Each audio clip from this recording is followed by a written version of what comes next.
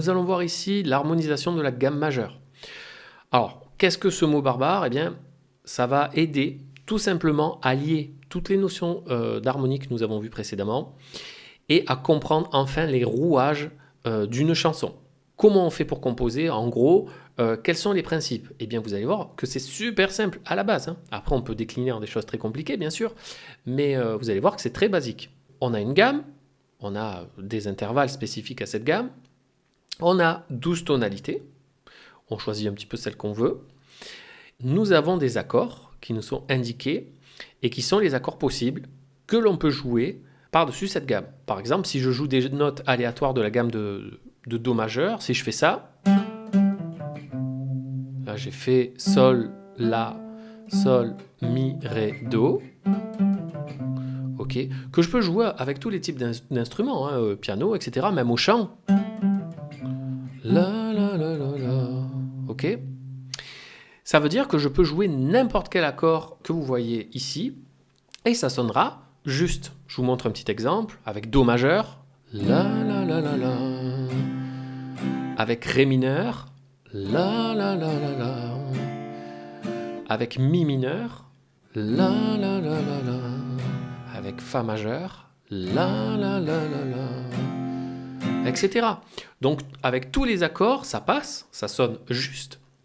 Et en fonction bien, de la coloration qu'on veut donner, de l'ambiance que l'on veut donner à la chanson, on utilisera certains types d'accords par-dessus certaines notes. Donc j'espère que ça commence à faire tilt dans votre tête et en fait vous devez sûrement vous dire que la musique, l'organisation en tout cas de la musique n'est pas si compliquée. Et vous avez raison. Après il y a évidemment plein de manières de faire, il y a des règles, il y a certaines suites d'accords très spécifiques qu'on utilise selon les styles. Mais en gros, le principe n'est pas plus complexe que ça. Voilà, je voudrais vraiment vous faire comprendre ça au travers de cette vidéo. Alors, on peut faire donc également des cadences, c'est-à-dire des suites d'accords.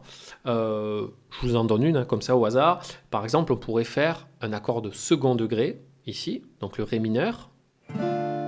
On peut faire un accord de cinquième degré, le Sol majeur. Et accord de premier degré, le Do. Donc c'est tout simplement une cadence que l'on nomme 2-5-1. Donc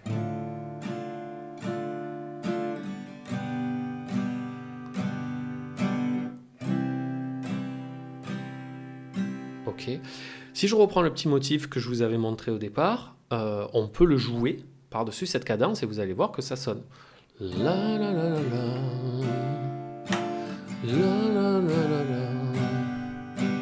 La la la la la. Ok.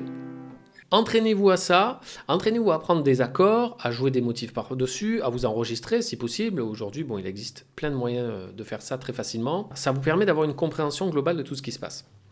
Alors ça, c'est valable donc pour la gamme de Do majeur, mais on pourrait faire ça dans toutes les tonalités. Et c'est bien ça que je veux que vous compreniez, c'est-à-dire que dans toutes les tonalités, évidemment, les accords seront différents. D'accord? Ils vont tout simplement appartenir à la gamme que l'on va jouer et à la tonalité.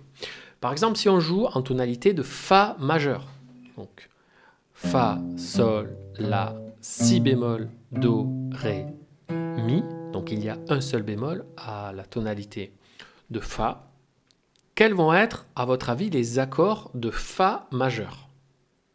Eh bien, en fait, c'est tout simple, hein. On reprend simplement la structure, on reprend l'harmonisation de la gamme majeure. Donc, le premier degré, ce sera un Fa, et donc ce sera un Fa majeur. D'accord? Deuxième accord, eh bien, c'est facile, hein, ce sera un Sol, et ce sera un Sol mineur. Troisième accord, ce sera un La, et ce sera donc un La mineur.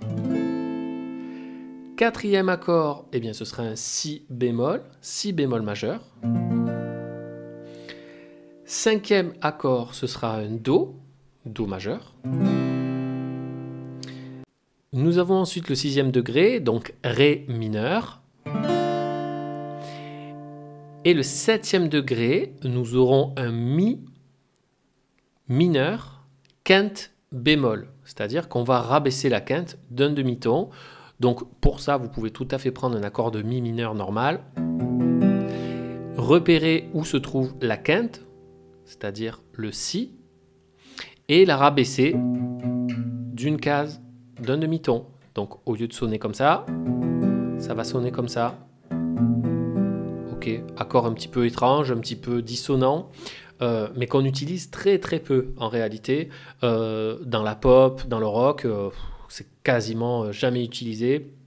Il n'y a que des styles comme le jazz, la musique classique parfois, où c'est beaucoup plus utilisé. Voilà pour le principe général. Alors à partir de maintenant, comment procéder pour intégrer tout ça? Eh bien, cherchez plusieurs tonalités. Entraînez-vous sur le cycle des quartes, des quintes, avec des dièses, avec des bémols, et essayez d'observer simplement, quand vous avez une série de notes, hein, je sais pas, je donne une note tonalité, par exemple je sais pas moi, en tonalité de La, on a La, Si, Do dièse, Ré, Mi, Fa dièse, Sol dièse, donc toujours avec la structure de la gamme majeure, hein, ton, demi-ton, ton, demi-ton.